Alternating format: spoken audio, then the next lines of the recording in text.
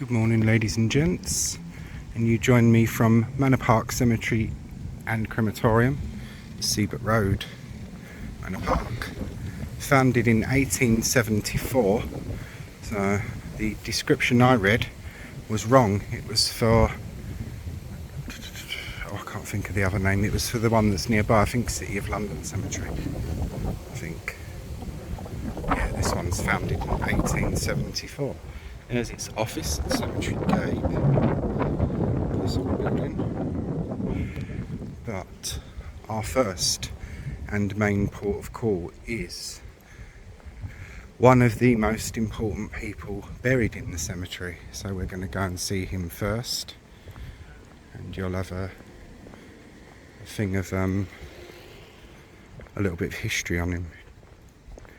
And his grave is right at the very front of the cemetery.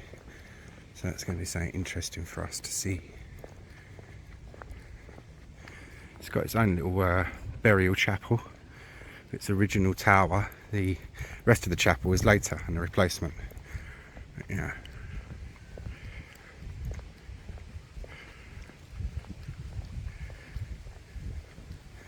And somewhat of a giveaway, Cornwell Crescent in the name.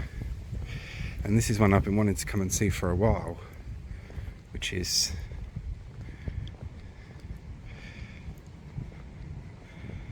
in memoriam. First class boy, John Travers Cornwell VC, born 8th of January 1900, died of wounds received at the Battle of Jutland, 2nd of June 1916. This stone was erected by scholars and ex-scholars of schools in East Ham. It is not wealth nor ancestry, but honourable conduct and noble disposition that makes men great. Which is very true. And this poor family lost two in the First World War. Arthur Frederick Cornwell, born on the 30th of December 1887, killed in action in France on the 29th of August 1918. So that's sad, isn't it? They lost two people, and the parents is just this side.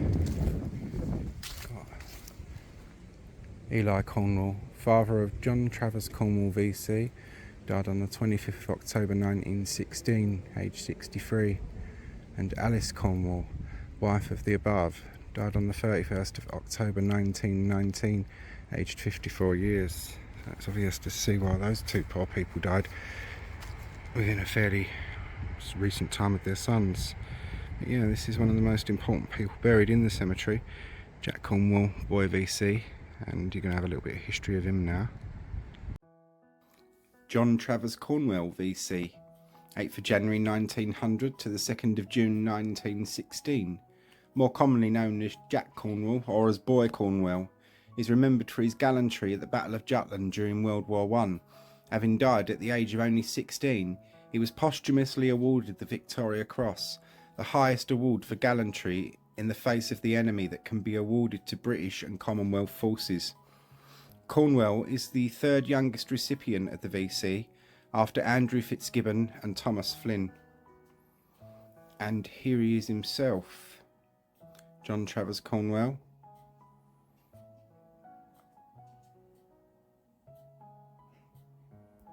And here's a bit of brief and info on him here.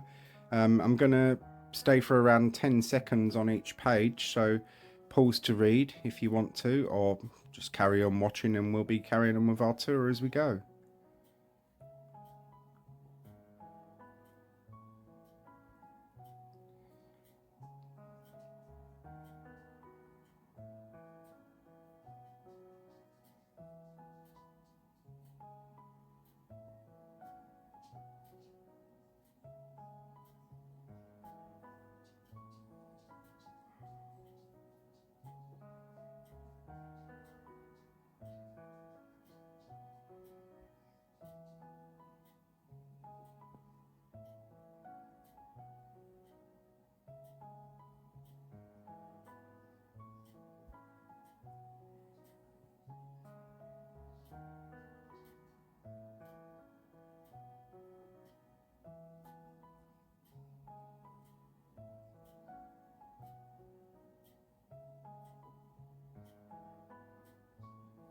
As you can see, it was a pretty dire situation, but what a brave young man, eh?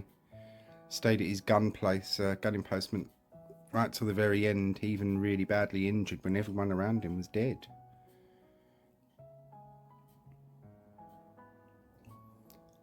You can see that the Admiralty were at first reluctant to award the VC. I have no idea why, but maybe it was because he joined up too young, and I don't know. They have their reasons, don't they? Bless their little cottons. And here you've got the citation for his VC from Admiral Beatty.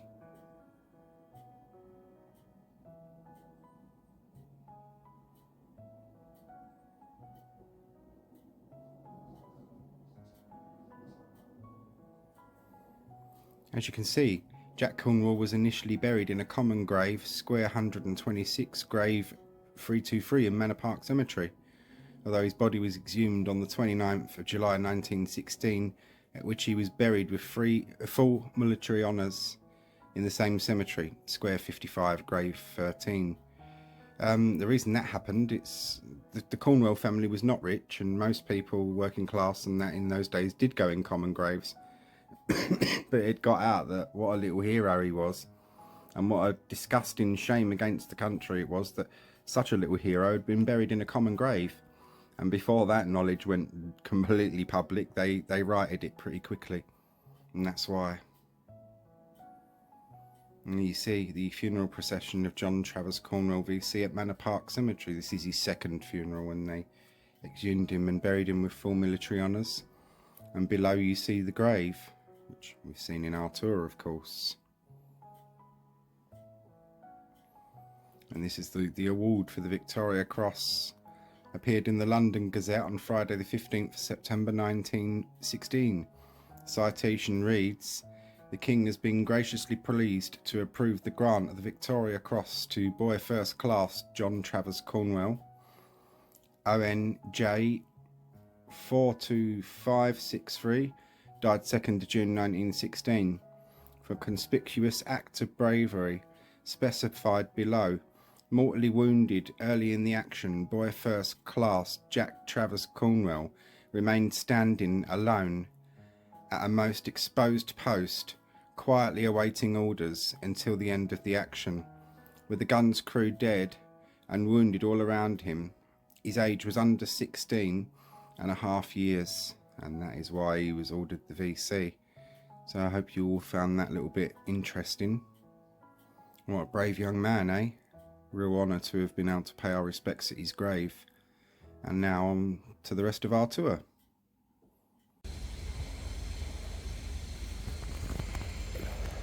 Here we are. Hope you all enjoyed that little piece about Jack Cornwell. Now we're off for the rest of our tour. Cooks, look, this my family must all be related to each other. The family grave of Thomas, Charles and Elizabeth Cook, in loving memory of the above Thomas Charles, who died 3rd of June 1904 in his 53rd year. In the midst of life we are in death. Also Elizabeth Maud Cook, widow of the above, who died the 26th of January 1918, aged 66. Also Thomas John Cook, son, who passed away 8th of January 1960, aged 74. Beloved husband, devoted father, rest in peace. And you got Louisa Sarah Cook, died May 1972, aged 84 years. Beloved mother. And you've got another Cook grave here, which is in loving memory of beloved daughter of the above. And this is the family grave of Charles. I can't really see too much at the top of it because the ivy's all on, and I'm not pulling stuff off because I'm nearish to the office and I'm not sure where I stand with this. I may be stopped in a minute. Beloved daughter of the above, so she's going to be Anne Cook, who died the 19th of February 1880, aged in her 24th year. Also George Robert Cook, son of the above, who died 21st of August 1894, in his 41st year. Also Sarah, widow of the above George Cook, who died the 10th of January 1896 in her 40th year. And you've got also Sarah, wife of the above Thomas Cook, who died the 20th of September 1902, aged 77 years. Also of the above name Thomas Cook, who died 23rd of May 1903, aged 85 years.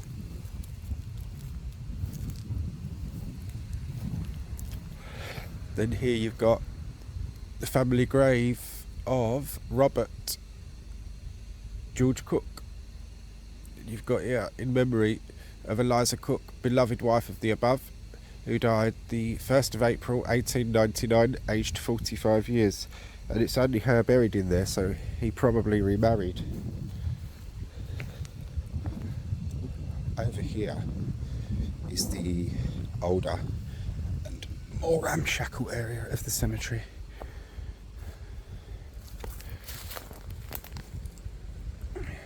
Sarah Moles of Mile End Road, who departed this life August the 1st,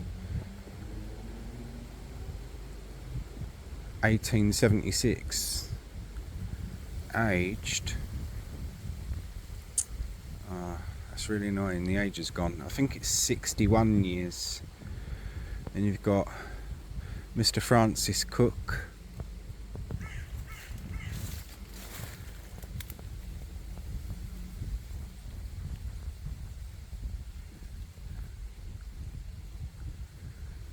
departed this life October the 13th. October the 25th, 1877, aged 29 years. Agnes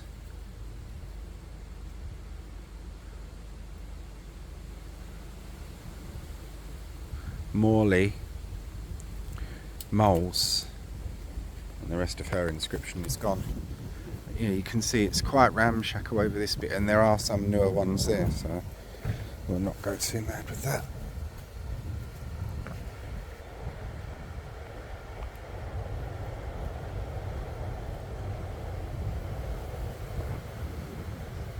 Some of these are very old and a little bit the worse for wear. The family grave of George Blackman of Park Road, Little Ilford, in loving remembrance of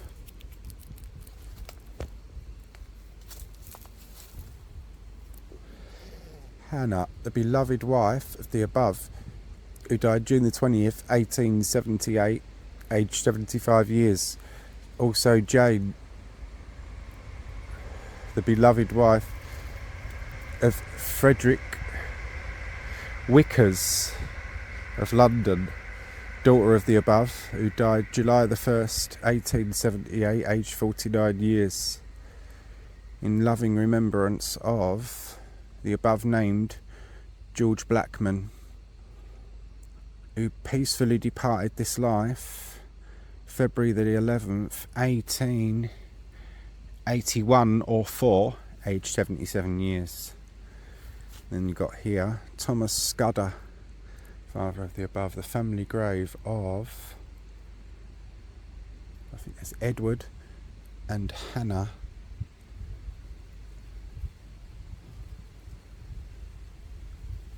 Carey.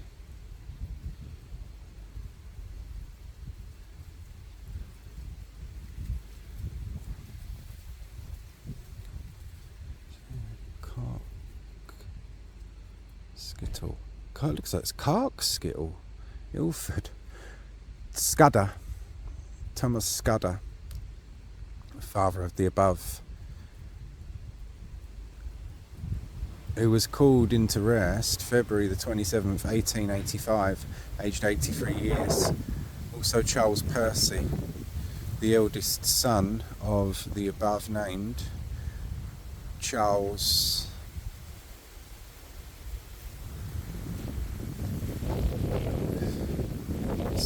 and something Watts, who died April the 1st, 1893, aged 6 years. Also Charles Haynes Watts. That's the thing, the family grave of Charles Haynes and Anna Watts. I think it's that anyway. Charles Haynes Watts, beloved husband of Harriet Watts, late collector of His Majesty's Customs, died April the 3rd, 1923 or 5, in his 65th year. Then you've got also the bottom one is also Harriet Watts, wife of the above, and you're not going to see the rest of that because the inscription's covered over. Yeah. These are all the old ones. Check our timeage so we don't go over the 30 minutes. The family grave of Thomas and Mary Jane Bishop, in loving remembrance of their son John Bishop, who died the 4th of October 1879 in his 8th year. Suffer little children to come unto me. Also of Thomas Bishop, who died the 12th of January 1904, aged 67, thy will be done. And of Mary Jane Bishop, his wife, who died the 20th of June 1932, aged 36. Blessed are the pure in heart. Also of Annie Maria Bishop, their elder daughter, who died 24th of February 1935, aged 59. Blessed are the meek. And of their infant son, Armigel Herbert Bishop, who died the 9th of December 1873, interred at Bow. So that'll be the Mile End Cemetery. I shouldn't imagine it'll be in Bow Churchyard because that was one of the ones that got further burials banned in the 1850s. But yeah, these are just a few examples of what we've got. Our residents, Charles Northfield, died May the 26th, 1869, aged 63 years. Also Emily, died January the 16th, 1885, aged 27. Also Charles Benjamin, died April the 15th, 1887, aged 49. Also George, died September the 17th, 1887, aged 40. Also Mary Ann, wife of the above and dear mother, died January the 20th, 1893, aged 74. Also Fanny Isabel Northfield, daughter of the above, who died on the 23rd of April 1923, aged 75 years, at peace. And you can see a lot of them are actually blistered, like this one, when the stone blisters away. And these ones are a little bit the worse for wear, I'm afraid. You've got, this was a lightning strike, I'm told, and the tree started to die after that. It wasn't badly damaged in the lightning strike, but it got a disease and died. In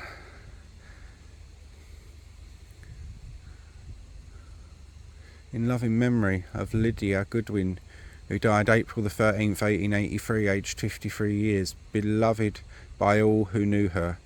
Also William Henry Goodwin, born December the 6th, 1826, died December the 6th, 1893. Oh wow, he was born and died on the same day. That's interesting. Pioneer of Temperance. Oh, I'll photograph this one. Also Elizabeth Dole Brooks, daughter of the above, who died November the 10th, 1920, aged 77. Also George Goodwin, who died May the 22nd, 1939, aged 88 years. Also Martha Lydia Goodwin, who died January the 8th. Oh, it's really worn. 19, and it looks like 42, aged 85 years. But yeah, I'll just do this with you quickly so I can photograph that. See, you could stop and look at every single grave and then you would probably spend months covering one cemetery. So I tend to walk around and just get views and pick out particularly the ones that I may find interesting. This is called Chapel View, obviously because of the view of the chapel that we are enjoying. I know it's devastating, the original, isn't it, that one? There's a mausoleum here in this church. Oh Christ, I thought I'd lost my wallet. It's in my back pocket. Ooh. There might not be much in there, but I don't want to lose it. We'll stop and have a look at some of the graves. The family grave of Thomas and Emily Sellar of Curtain Road, in loving remembrance of Arthur Sellar, who departed this life the 6th of August 1892, aged 33 years. A loving husband and father, dear, a fond son and brother lies buried here, free from malice, void of pride. So he lived and so he died. Also Sarah, the beloved wife of Joseph Sellar and mother of the above, died May the 10th, 1906, aged, that's 82 or 32, it looks like 32 years. Also of Thomas Sellar, son of the above, who passed away December the 3rd, 1908, aged 53 years. That will be 82 then. If that's, yeah. Beloved husband and fond father, a loving son and sincere friend. Also of Josiah Sellar, who died January the 8th, 1914, aged 84 years. And also Sarah, wife of, I said Joseph, sorry, it's Josiah Sellar. So I beg your pardon.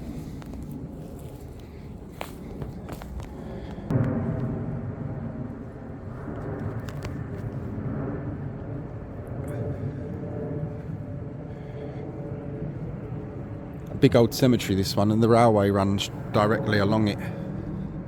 As you'll probably hear, the train's going.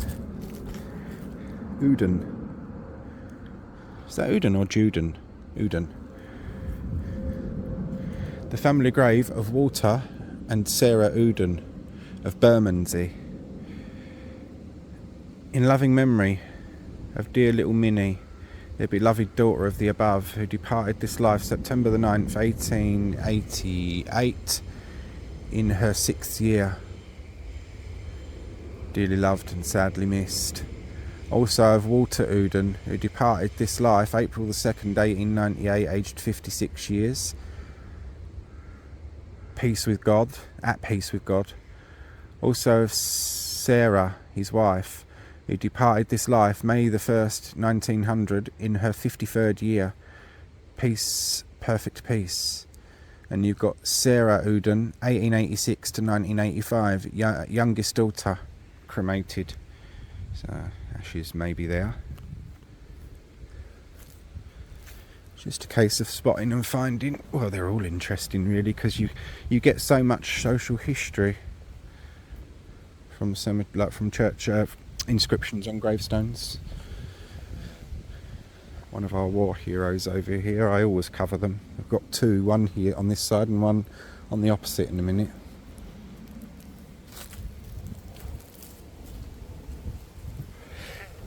H.M. Coombs, Assistant Motor Engineer, MMR, RFA, Thrush, 11th of April 1917. So, photograph him. I always look to the graves near, but this is obviously a family grave that he's buried in, because he's got his Commonwealth War gravestone, and sadly the other residence, their stone's gone. It's probably been broken away by this tree. I don't believe that about the lightning strike, to be honest with you. I think they just left the tree and it fell and caused damage, and they're just saying that about the lightning strike. But if I'm maligning them, then I apologise. Second Lieutenant R. Barry, Essex Regiment, 28th of June 1915, aged 23. Beloved by all of us.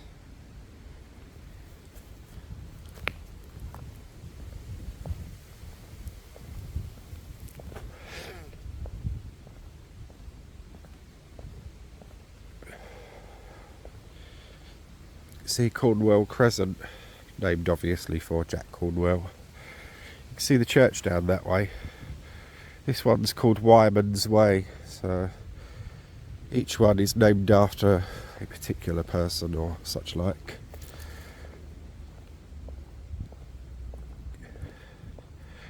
We'll be coming up to a war memorial soon.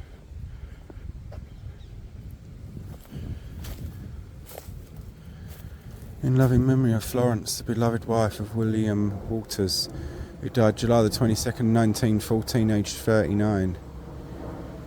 And then also William, this is a long verse. Yet again, we hope to meet thee when the day of life is fled. There in heaven with joy to greet thee, where no farewell tears are shed. Also William Walters, husband of the above, who died September the 4th, 1928, aged 58 years, reunited. Funny thing is, this cemetery, when I looked online, its history, it says that it's opened in the 1880s, but a lot of the graves, quite a few of them, are 1870s. Whether they mention earlier family members buried elsewhere and they've just not put the location, I don't actually know. Oh look, a butterfly. How lovely and charming. Don't know if we captured that. Hopefully we did. Could be a little hello from someone. Particular someone I'm thinking of. Absolutely loved butterflies, so it could be, you never know. There are more war graves, Commonwealth War graves, dotted around the cemetery. Train.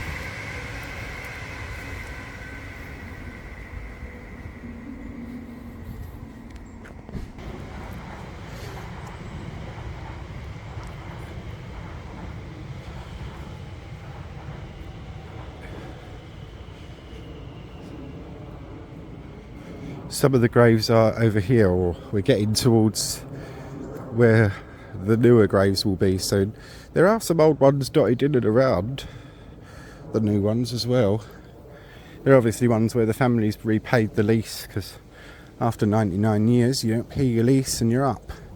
And this is a privately owned cemetery, this one. So impressive double one. The family grave of Alfred, Joseph and Ellen Harriet Hickman, in loving memory of Richard Joseph, who died the 12th of August 1898, aged 7 months, also interred in this cemetery. Lillian Mary, who died the 10th of August 1893, aged 9 months. Nellie May, who died the 12th of August 1893, aged 5 years. Beloved children of the above.